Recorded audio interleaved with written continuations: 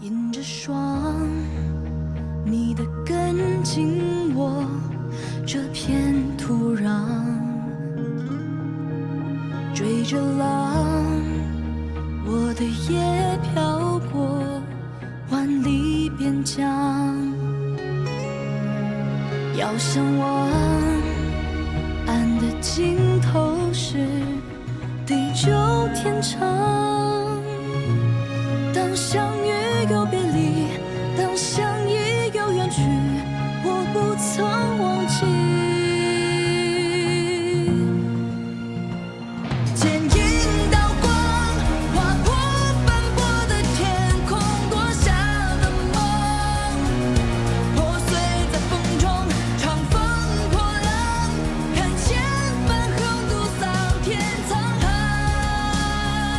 戎装红着飞扬，凝固冰雪那凉，忘了有缘一场，唯愿你在身旁，不负春光，就算天边相连，陪你天涯中间，看萤火落双肩，红尘不悔无憾。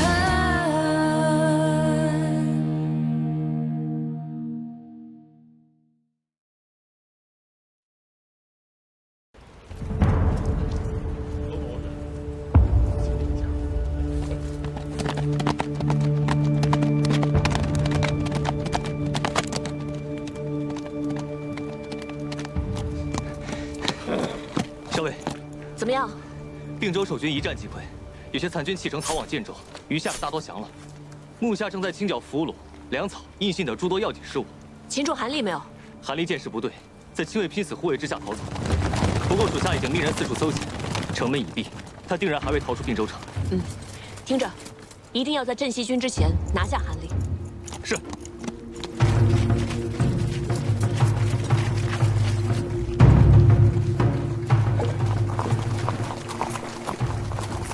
来人呐！快来人！吕先生，吕先生不知道为什么昏迷了。吕先生，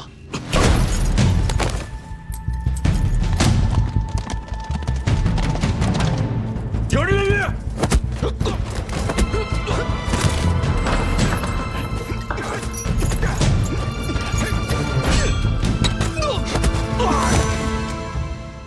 十七郎，这次我真的带了很多人来。韩立呢？抓到没有？我跟崔家有个约定，谁先抓到韩立，并州就归谁。两军一交战，韩立就跑了。啊，不过老包已经去追了。走，捉那老狐狸去。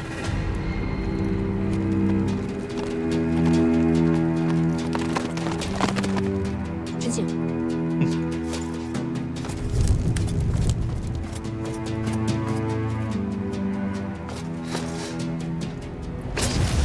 校尉，车中并无韩立。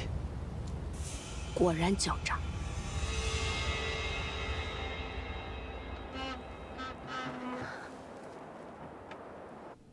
秋翠，没事的，咱们楼下不是有家丁守着呢吗？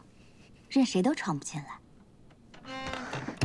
小姐，我听人说破城的军队会四处劫掠，无恶不作，家丁们拦得住他们吗？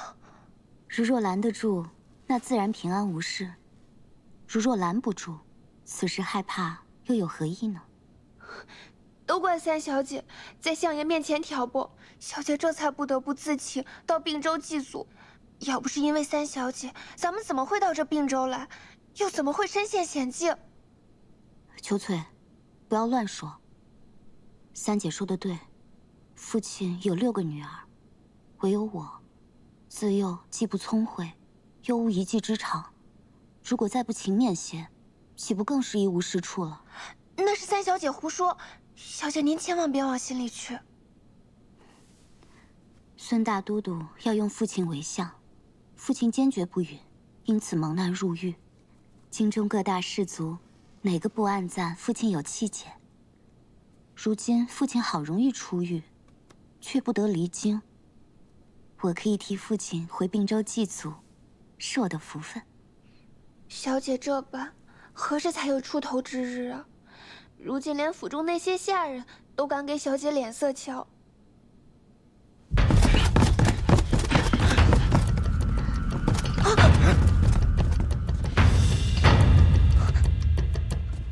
放心，追兵已经被那辆马车引开了。府中有什么藏身之处？壮士竟然光天化日之下闯入民宅，何不也自行搜检呢？韩公一世英雄，小姐，如今竟躲入闺阁之中，丢不丢人啊？韩公，这么挟持个弱女子，未免落了下乘吧？激将法不管用。你既然是崔公子的伴读，如今并州城破，镇西军势大。既然崔公子对你视如婢女，你不如投靠镇西军。韩公已然都到了此田地了，还不忘惦记着我的前程，实在不枉与韩公相识一场，也不枉韩公对我青言有加。对你青言有加，又如何？难不成你能放老夫一马？韩公误会了，我感激你都来不及，又怎会为难于你？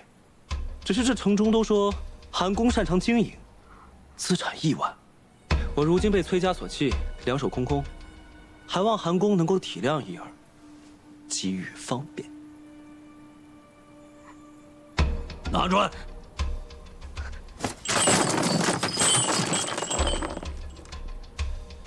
这些珠宝价值连城，你不如拿了去投靠镇西军。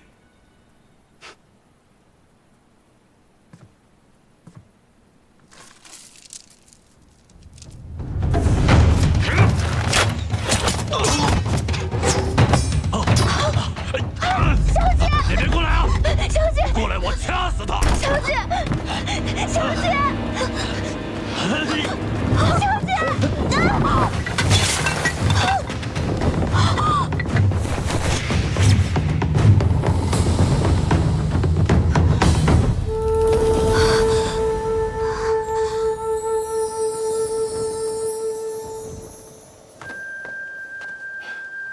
姑娘，多有得罪。多谢公子相救。别动！小伟，要不要动手抢人？愿赌服输，我是输不起这口气的人吗？小姐没事吧？小姐，快点，过来！沈新郎，终于抓到这只老狐狸了。喂，你们崔家军来晚了，韩立是我们的了。恭喜李皇孙。既然李皇孙已经抓到了韩立，那我们跟你的约定，自然是算数的。这并州城，就归你们镇西军了。承让，承让。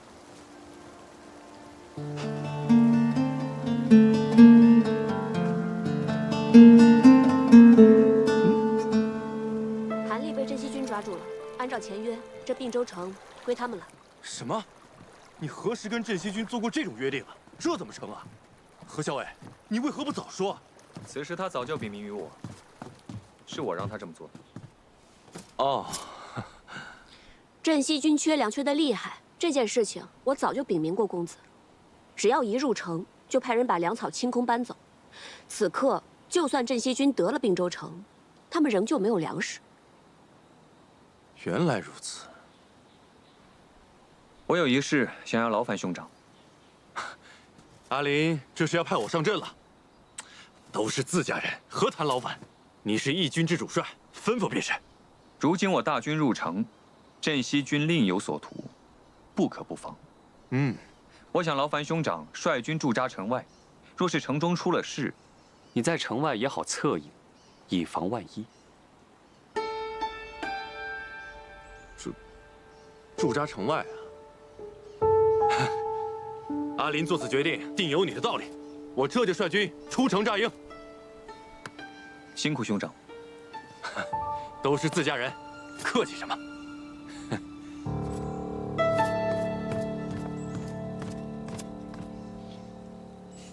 知道你不喜欢他，所以啊，我就把他打发到城外去了。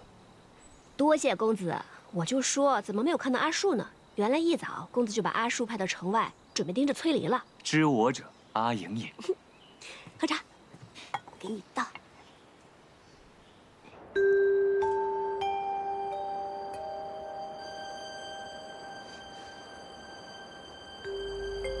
有种再说一次。行，你二贝，我就再说一遍，你们崔家军马上交出无理弩寇的粮草，全部推出城外。我们镇西军乃是天子宽和仁义之师，看在咱们同为天子秦王的份上，就让你们在并州城休整一晚，再离开，怎么样？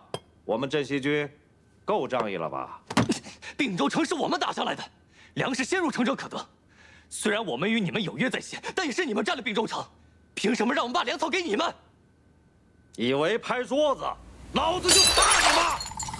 并州城是我们两军一起打下来的，没有我们镇西军，韩立早跑回建州反攻并州了。你真敢说？我说了，还我粮草！你再说一次！你是真二倍还是假二倍啊？若不是我们率军攻城，你没有时间抓韩立。还我们粮草，滚出并州城！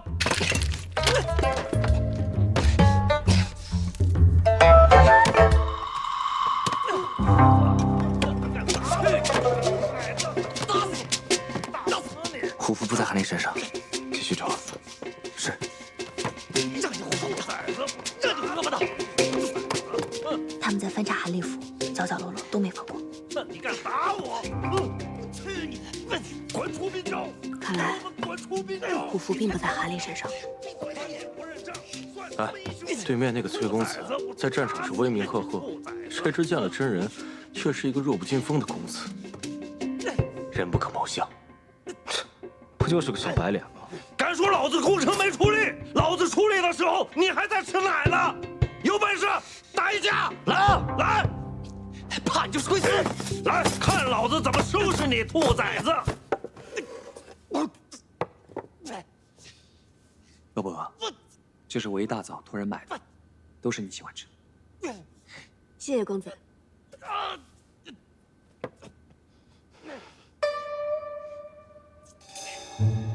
还挺大。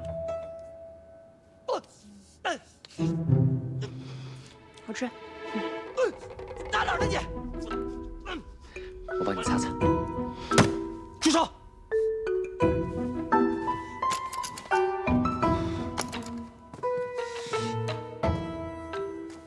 我饿了，先吃饭。吃饭？我不饿呀。我说我饿了。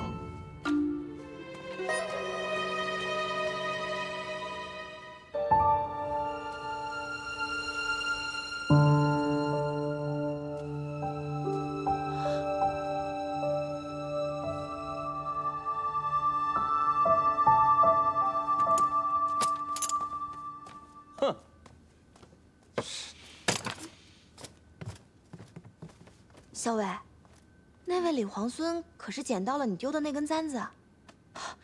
真没想到，堂堂皇孙，镇西军统帅，这么爱贪小便宜，捡了别人东西不还，竟然堂而皇之的插自己头上，太无耻了！我去给你要回来。喂，别多事了，大局为重。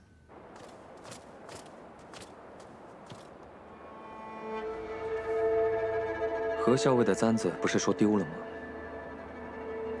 为何会在李念那里？是何校尉送给他的。七夕灯会向来是并州一大盛事，这两支大军都在并州，这拜帖送来，不知哪一家能答应啊？哎，只怕不要有纷争才好啊！把你们小白脸公子叫出来！什么小白脸？我看你们镇西军才是吃白食的小白脸。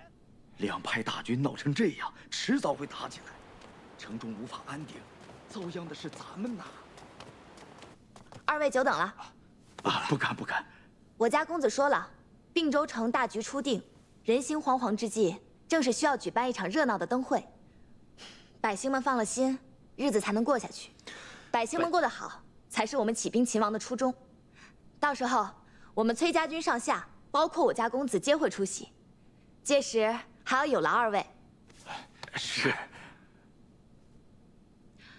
看来镇西军是不打算出席啦。不是，你家公子把我家将军吩咐的话都说完了，镇西军上下也皆会出席。啊，多谢多谢。耳朵那么厉害有什么用？嘴那么慢。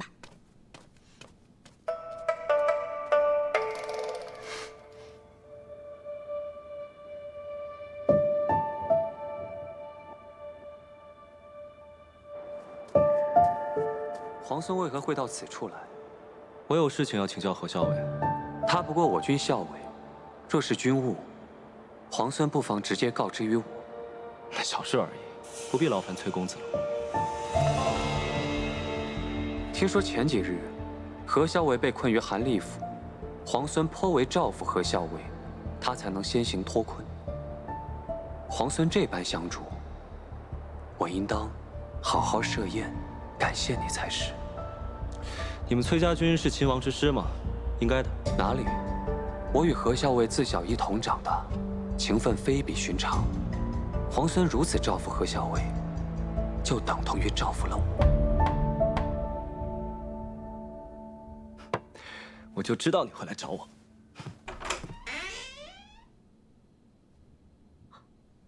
公子怎么来了？就是忽然想来看看你。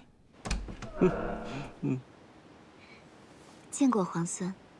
年里，今日事起仓促，姑娘没有受伤吧？需要找个大夫瞧瞧吗？方才军中小裴将军已嘱咐大夫来看过，幸儿只是有些小小擦伤，无碍的。妾是特意来谢过皇孙的。今日若没有皇孙，妾早已命运黄泉。不必客气，举手之劳而已。也不用叫我皇孙，在军中叫我军职就行。进来吧。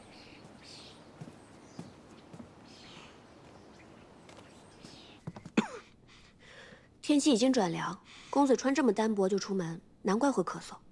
要是让桃子知道，又该埋怨公子了。无妨。今日我从旁观察，那位李皇孙的确如你所说，是一位难得的将才，不容小觑。李逆的确是谋略过人，镇西军能征善战，若是能与之联手，必定是事半功倍。但如果彼此成了敌人，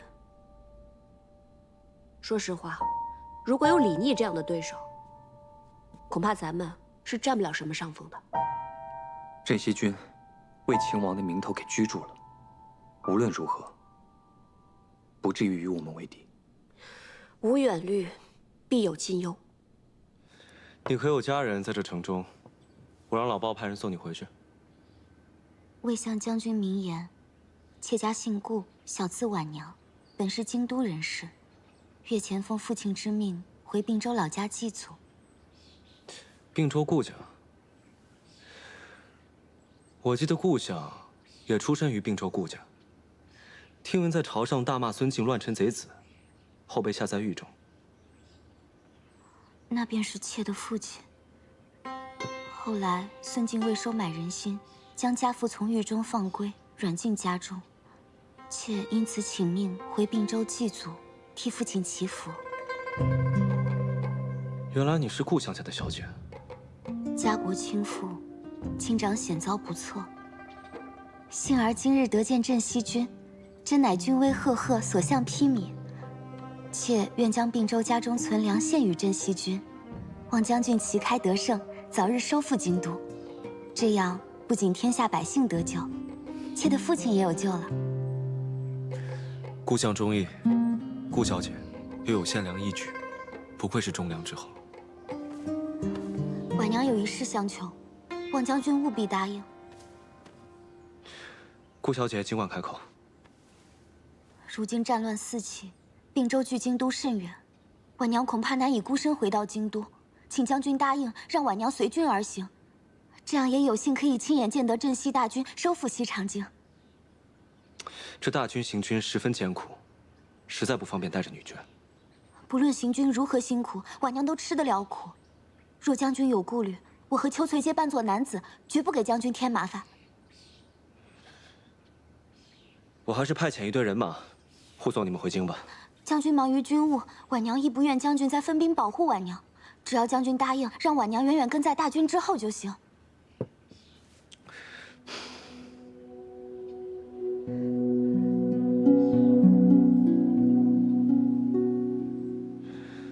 那好吧，那你就扮作男子，随在军中吧。多谢将军。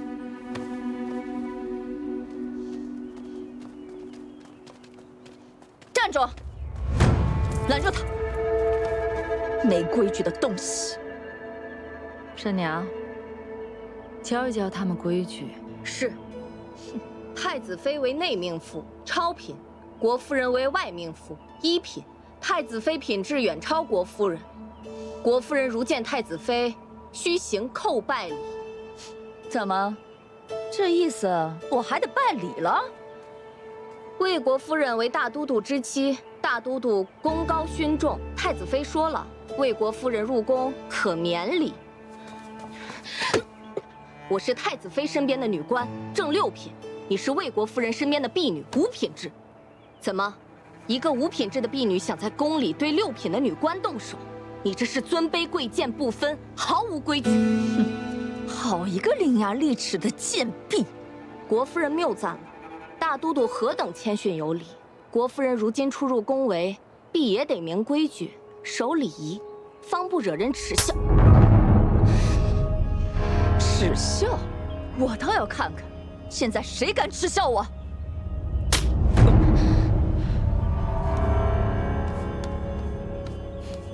没规矩就得叫！你个贱人！哎呀，阿姐不要再哭了。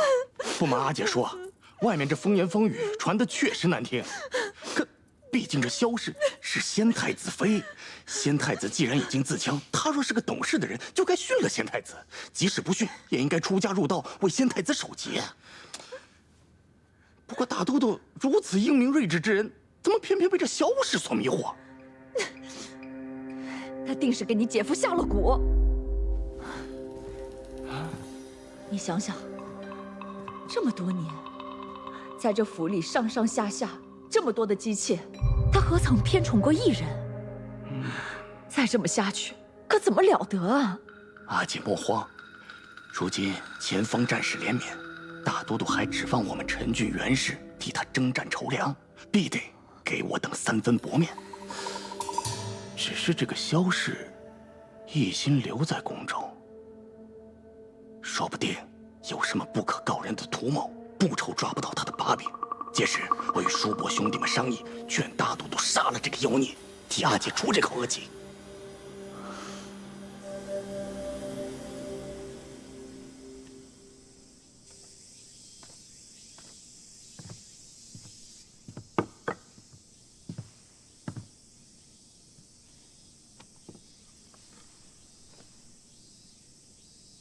下去吧。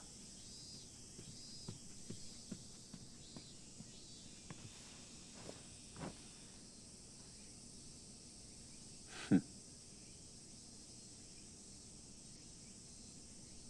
河汉清且浅，相去复几许？哼，既然又到七夕了，当年就是在七夕那晚，你我第一次相遇。早知今日，当初莫若不相逢。你又说这种负气的话，难道还在为魏国夫人置气呢？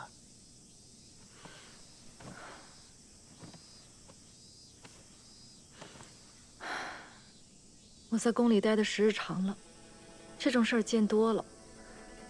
捧高踩低，不遗余力。一旦落了下乘，尽管糟蹋。今日，魏国夫人掌过我的女官，我若不还手，哪一天，她还会下令镇杀了我？难道大都督会为了我为难你那堂堂的正妻吗？那倒不至于吧。陈郡元氏乃大都督的妻族，大都督一向倚重，妾今日得罪了魏国夫人，自请出宫去修道，也不在这儿碍旁人的眼了。哼，你倒是激将起我来了。嗯，妾怎敢激将大都督啊？妾就怕继续待在宫里，有一天不明不白的死去，还不如出去修道，免得聒噪。那我倒要看看，天下哪间道观能搁得住你啊！哼，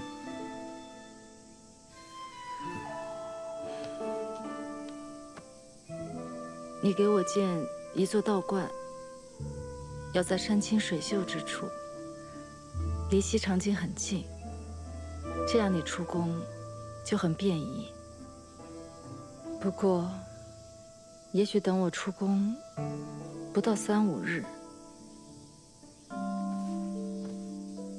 你也就把我忘了吧。你真的要修道？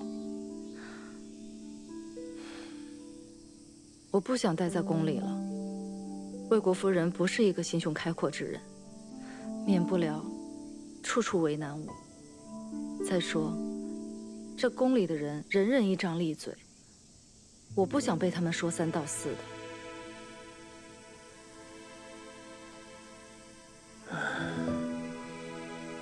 修道的事儿，你就别想了。不过，你身边的那个慎娘，看着就是个有福气的人，不如就让她带你出家吧。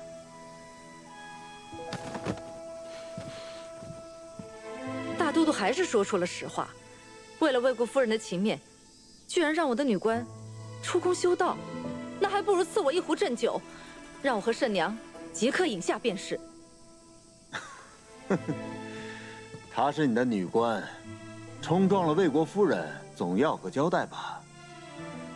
那魏国夫人的婢女呢？是她冲撞了我，难道也要让她出家修道吗？你看你，什么事情都要掐架要强的。大都督若一视同仁，处置那婢女，我就让慎娘出家修道，否则免谈。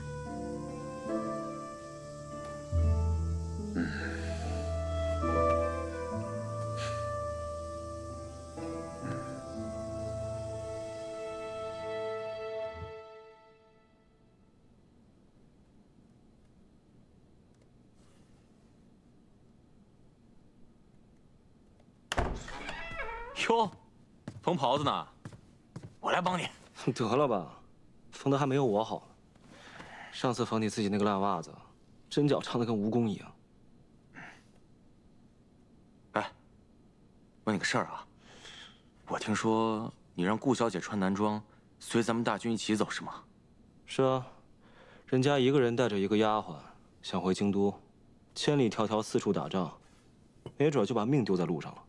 与其这样，不如跟着我们大军一起走。第一次啊，我第一次看到你这么怜香惜玉。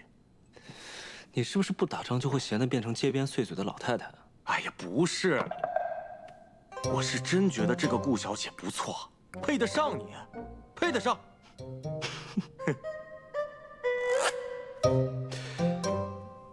原来是你看上人家顾小姐了。我？照说，我跟裴大将军写一封信，替你求签。哎，不是，这胡扯什么呢？明明是你好不好？破天荒了，让一个女流之辈在咱们大军当中，现在还和我东拉西扯的。女流之辈怎么了？你看人家崔家的何校尉，机敏狡黠，善于用兵，胜过世间不少男子。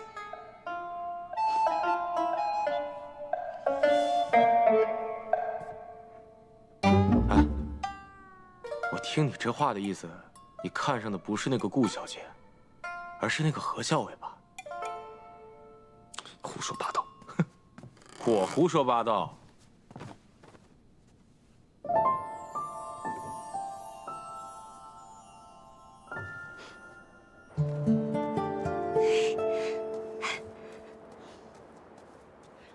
校尉，校尉，风车，你留在客栈的风车我给你取回来了，快给我看看。哎，不过校尉，就这么一只风车，你怎么还巴巴的留在客栈柜台上，又特意让我去取回来？你看，这不过就是市面上卖的小玩意儿，既不精细也不值钱，哦，还破了，留着干什么？破了，啊，你看。交给掌柜的时候明明还好好的，一定是没有给我好好仔细保管。这也来了，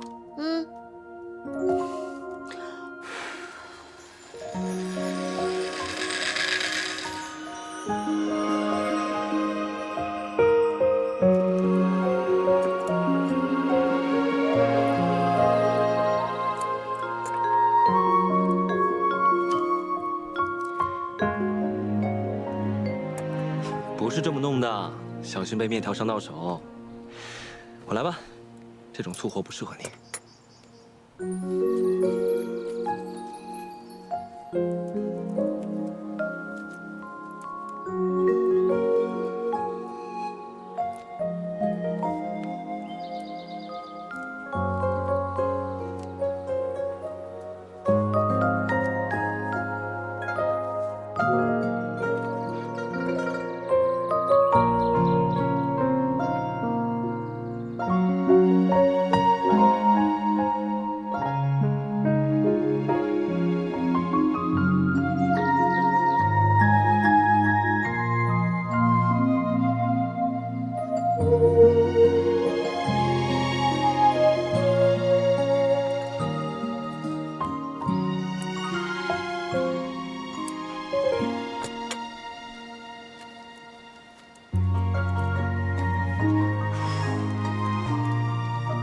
好了，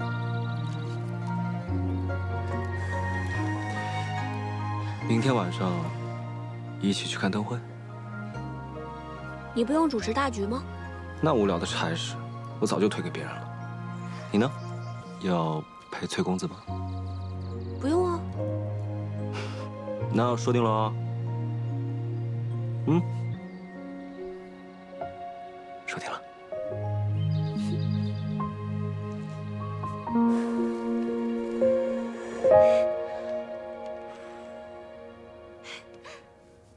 小伟，你把风车修好了？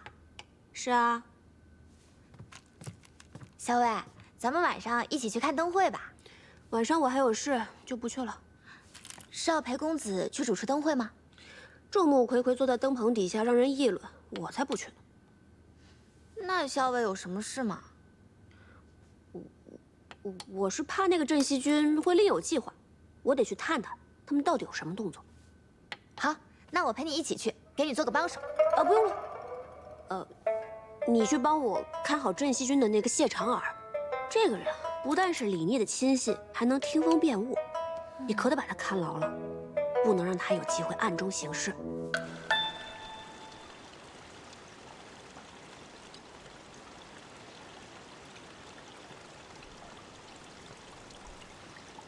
哎，我说耳朵啊，你怎么愁眉苦脸的啊？明天晚上七夕灯会，十七郎下令当众斩杀韩立，为镇西军立位。是啊，十七郎让咱们布置的不都安排好了吗？可是他让我引走桃子姑娘，不让她跟着何校尉，这是为何？既然是有人不想让桃子跟着何校尉，自然是有人想跟着何校尉啊。你就照十七郎说的做吧。可是我如何才能引走桃子姑娘？把她打晕。她又会下毒，心眼又多。我真要跟她动手的话，我不是她对手啊。我说你啊，就是个榆木脑袋。你把桃子姑娘约出来看灯会不就得了吗？哎，给，好好想想吧。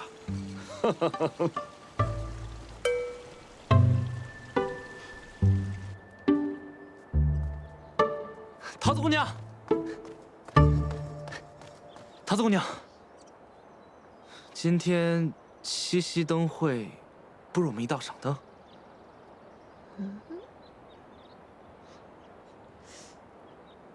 你为什么邀我一起看灯啊？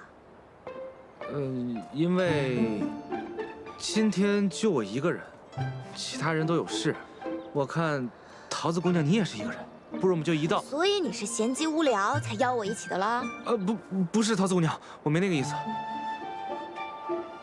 哎，算了，你就当我没说吧。站住！你想邀我看灯就邀我一起，来了你又说算了，你拿我当什么了？不是桃子姑娘，我答应你了。啊？晚上一起看灯啊？哦，谢谢桃子姑娘。不用谢，毕竟也省去了我的麻烦。什么麻烦？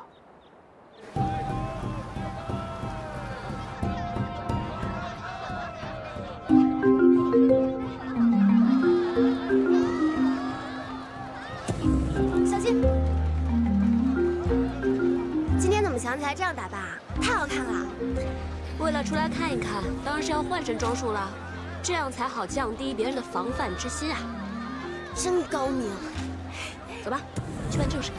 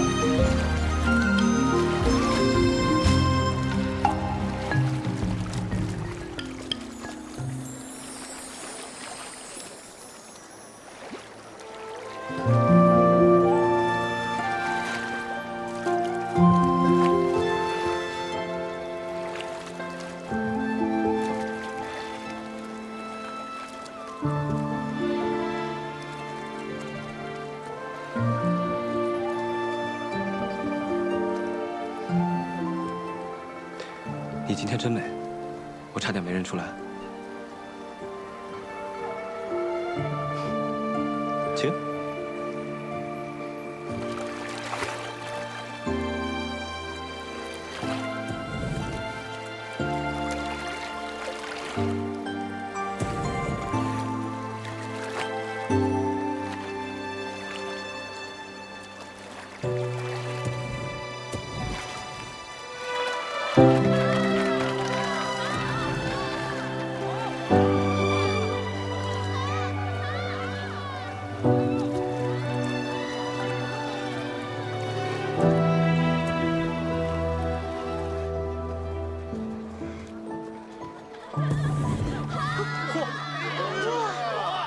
好看好玩的风车了啊！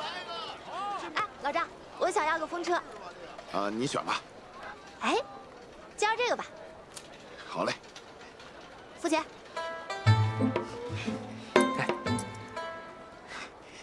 你喜欢风车？那倒也不是，不过我们家校尉有个风车，插在书架上，他每天看到那个风车，心情就可好了。上一回风车坏了，他还不肯扔，特意精心修补好的。但这个风车也不贵啊，才2文一个。哦，就是嘛，我也是同他这么说的。我说，要不然我陪你买一个新的吧。但是他说我不懂，说什么风车不能自己买，要别人送的才有趣。所以刚才我看到那个人，我就想，我也一定要别人送我一个。我倒是要看看，别人送的风车到底是哪里有趣呢？所以你才要我花钱给你买？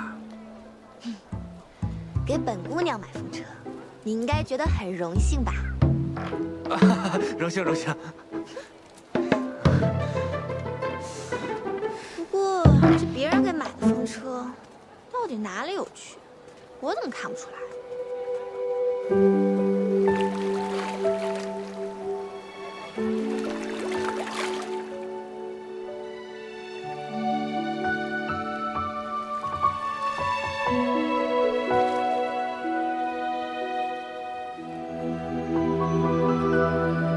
满船星梦压星河，这里可真美啊！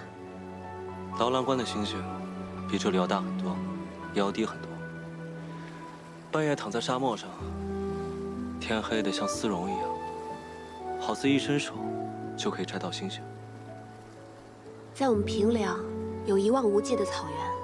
小的时候，爹爹带我出去打猎，有的时候我在马背上睡着了，醒来一睁开眼睛，看到天上的星星一颗一颗的，就像快要掉下来的糖粉一样。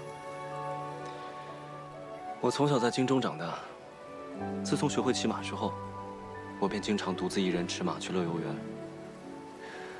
乐游原是京中名胜之地，它的地势奇高，站在那儿可以俯瞰整个京都。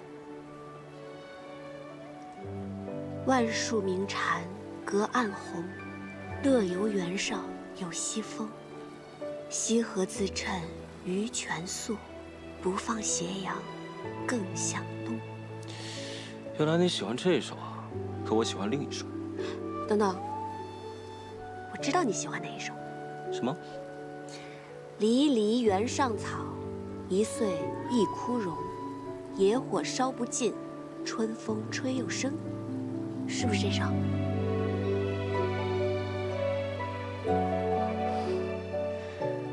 你怎么知道我喜欢这一首啊？知己知彼，百战不殆。因为我知道李皇孙是这样的人，所以我就知道你会喜欢这首。何校尉可真厉害啊！知己，我喜欢。胡说，我又没说过我是你的知己。我又没说你说了你是我知己。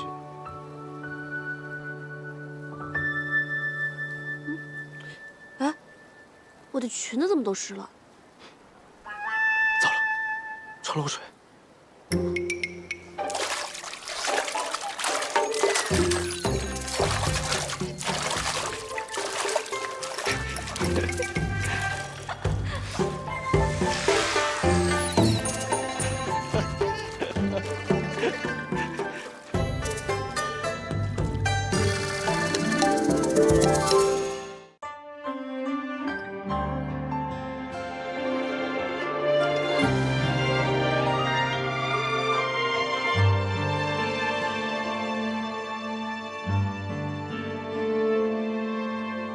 如果忘了流年萤火，等回忆碎了沉默。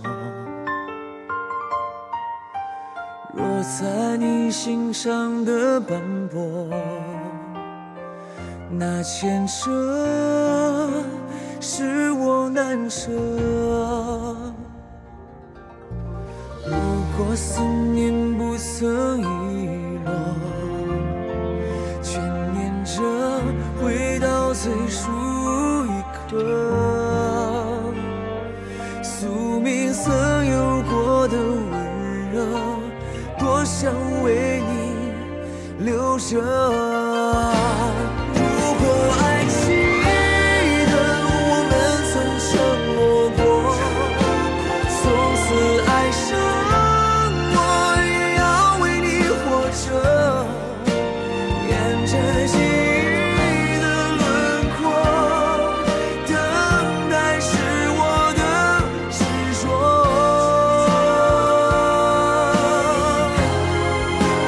如果爱记得为你守的承诺，颠覆了因果，我会为你爱着，心愿为了你歌声，一直等着你回应我。如果爱记得为你守的承诺，颠覆了因果，我会为你爱着，心愿为了你割舍，一直等着你回应我。